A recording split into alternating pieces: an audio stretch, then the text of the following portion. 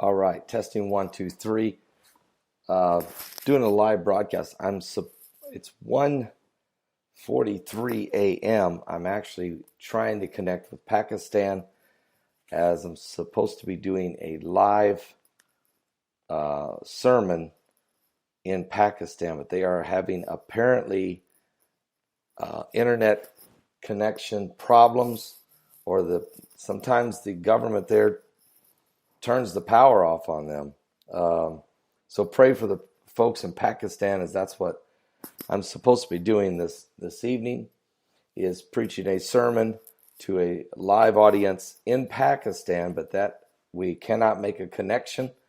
And so I have my Skype ready to go in case they do get and they're able to connect. But first, I'd like to do this with everybody gathering in here. I know it's very late. Okay, what is it? 1:45 a.m. But we have a breaking news, of course, coming in. A judge has ruled. First of all, there's been a lawsuit filed by the ACLU against President Donald Trump's executive action to stop all immigration coming in from these 7 countries: Sudan, Syria, Yemen, Iran, Iraq, Libya, and Somalia.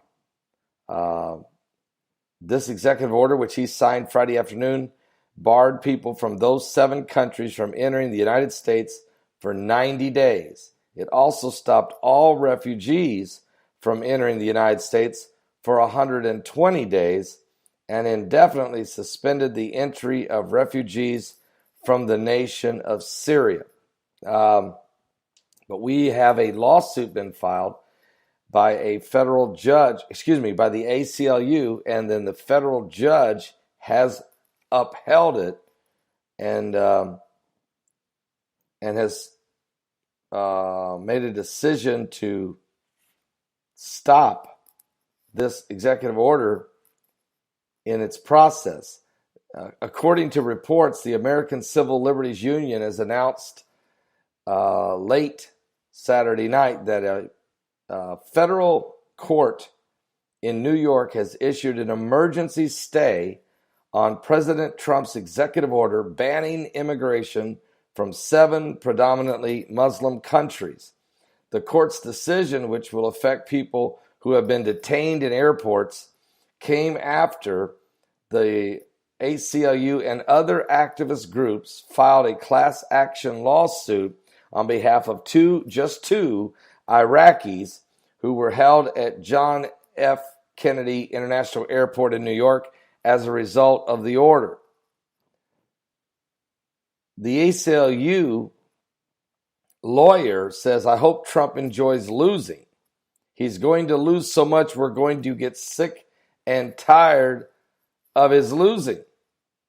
Now, the White House has not immediately responded to the request for a comment after the court ruling.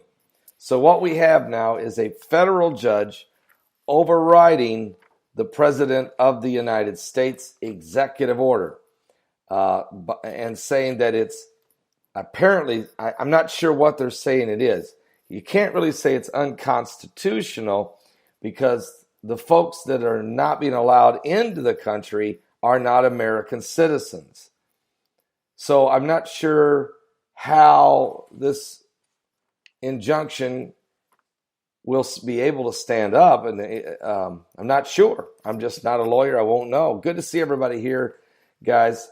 I'm trying to connect with Pakistan right now. There's supposed to be 400 or 500 people gathered in a room in Pakistan where I'm supposed to preach live on the internet here, live to them via Skype. And I was going to let you folks join in on that. We cannot connect. I don't know what it is. We're waiting to see. I did this back in November, actually. We had a great live broadcast. Anyway, back to the Trump situation. The class action lawsuit sought an immediate injunction barring the Trump administration from blocking immigrants based on an executive order. It argues that the order violates a 1965 law that banned discrimination in immigration based on national origin. According to a copy of the court decision by Judge Ann Donnelly, it will stop officials from removing individuals with approved refugee applications. So we're going to have to wait and see how this plays out. There's this... Donald Trump is going to find out that there is a very liberal court and that many of the judges on the federal court in many different areas are liberal and are not going to go along with every executive order that he decides. This will probably wind up in the Supreme Court. Trump is saying that it is not based on religion. It's based on the danger of these 7 nations. And I can tell you that Sudan is the Sudan and South Sudan are really out of control. There's not a lot of scrutiny over who's there, and terrorists are roaming freely there, and rebels. In Syria, you know that's a nightmare. Unfortunately, it is a horrific nightmare. And Christians have been beheaded and murdered and executed and raped, and it's been horrific what's been going on in Syria. And you can understand why the president would not want to do extreme vetting to protect the citizens of the United States. We've already had Syrian immigrants commit numerous crimes, not only in this country, but all over Europe. And so we know this is a very serious situation. Yemen is completely out of control. It's had 2 coups of its government in the last 5 years under the Obama administration's unbelievable, the Obama administration's Arab Spring, which is nothing more than an absolute Middle East madness, a mess. And then Iran, they have sworn to annihilate Israel, to blow them off the face of the map. And their end-time eschatology and ideology is absolutely insane. And you cannot, and we will not, you have to protect the United States from Iran in some way. Iraq is completely out of control. ISIS was formed there, and that's because the United States went into Iraq, and then when they left, when Obama pulled them out 14 months early, we left no military presence. Every country that we've ever went to war with, when we're done, we leave a military presence. We left bases in Germany. They're still there. We have a base in South Korea. It's still there. We have a couple bases in Japan. They are still there. I mean, are you serious? You have to leave a military presence after being in a conflict. And we didn't do that with Iraq. Instead, we left our military hardware laying there. ISIS was formed, got the Toyota trucks and got all the Humvees, rockets, rocket launchers, thousands of rifles and ammunition, and $400 million in a bank in Mosul. Just absolutely insane. So we have Sudan, Syria, Yemen out of control, Iran, Iraq, and then Libya. Nobody knows who's in charge in Libya right now. There's 3 different groups that say they are the official government of Libya after the fall of Muammar Gaddafi and the Obama administration's Arab Spring. And then there's Somalia, which is overrun with radical Islamic group called Al-Shabaab. All right. And then, of course, the Somali pirates. And it just gets uglier every time you turn around. There's a disaster there. But going back to Iran, remember, Iran is not only anti-Israeli, anti-Semitic, death to Israel, death to America, but the Iranians have also the largest sponsors of terrorism in the world. They are the ones that fund Hamas in Gaza. They fund Hezbollah in southern Lebanon. They fund the Houthi rebels in Yemen. They are currently in Syria right now. And, they're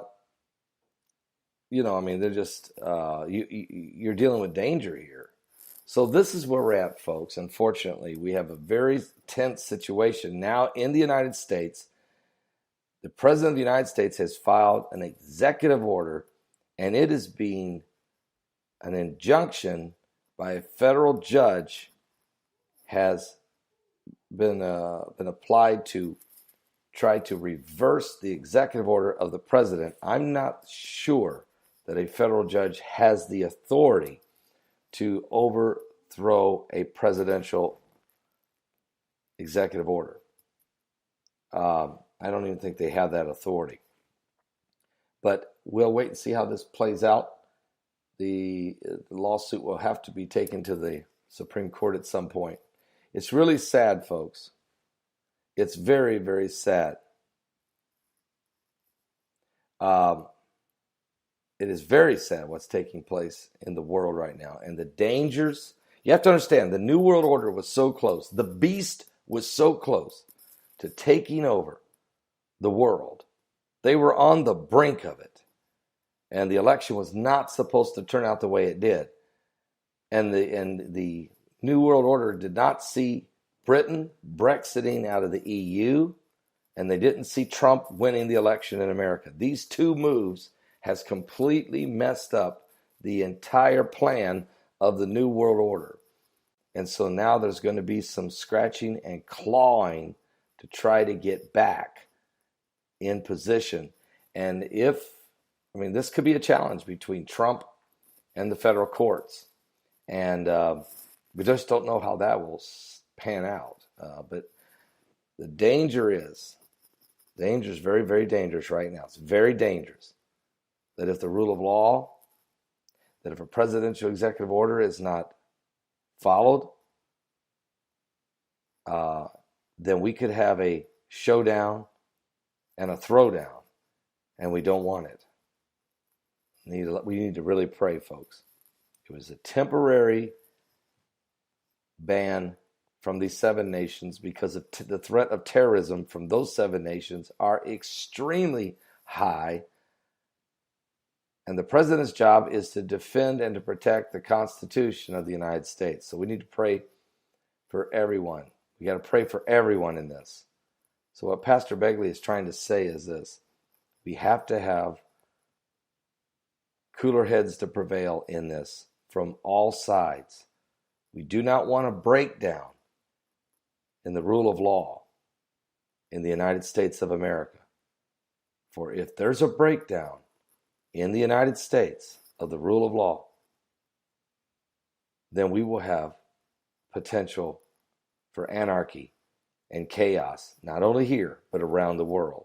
So pray one for another.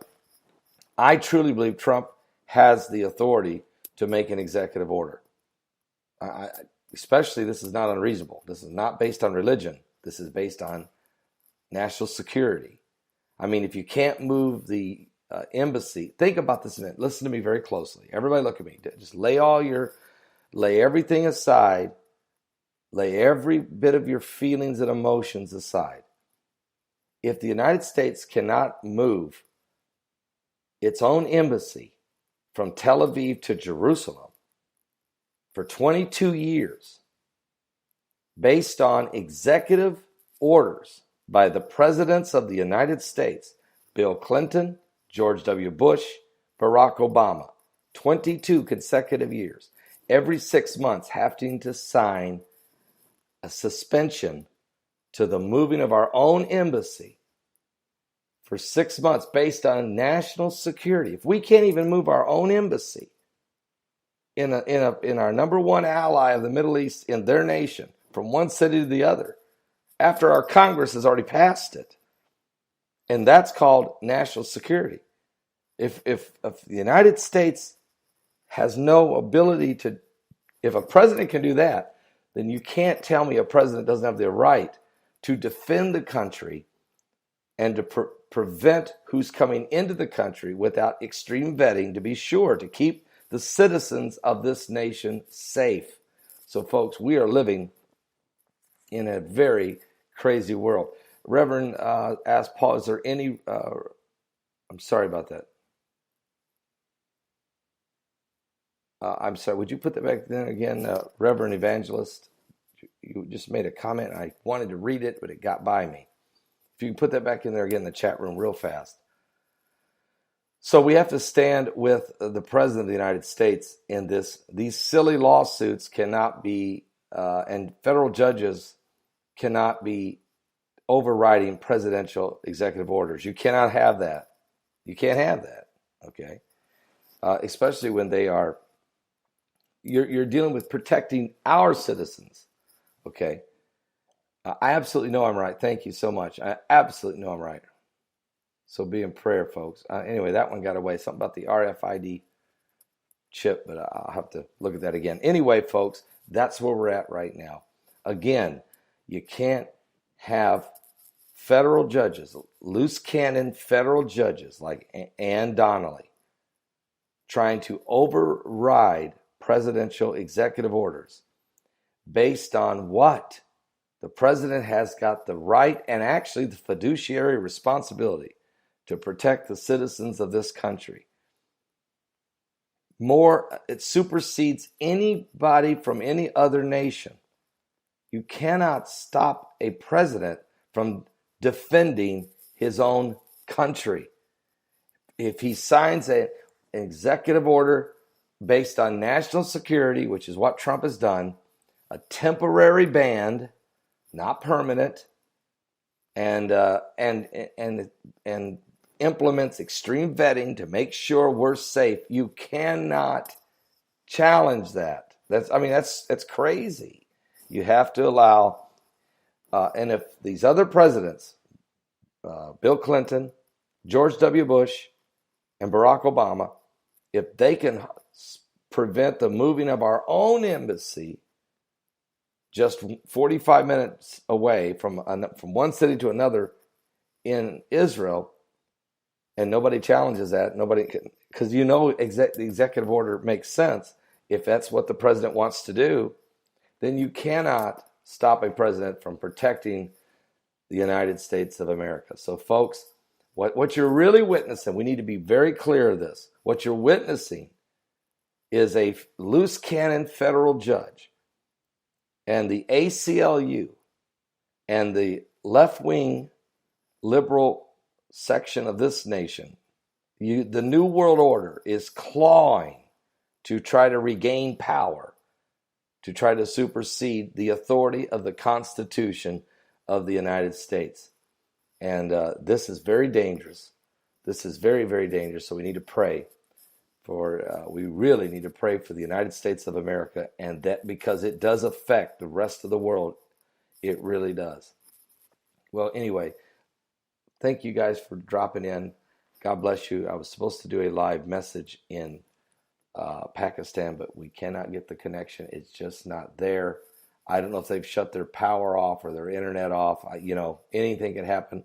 Pray for our orphanage in Pakistan that we support there, and just pray for them because they're up against a ton of persecution there. They are persecuted. Christians are persecuted in Pakistan severely, and so we really need to pray for them. All right, guys. Good night, everyone. I'm going to go back to get some rest. It's 2 o'clock in the morning. God bless all of you. Thank you guys for dropping in. I really want to say to everybody at YouTube Live, I see Holly and Humble Spirit and Donna and Alexis and Dean, Elo, all of you guys that have dropped in. God bless all of you. Thank you guys for dropping in.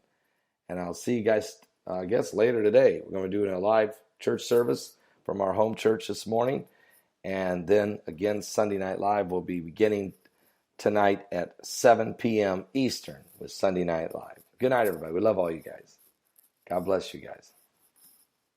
Are you serious?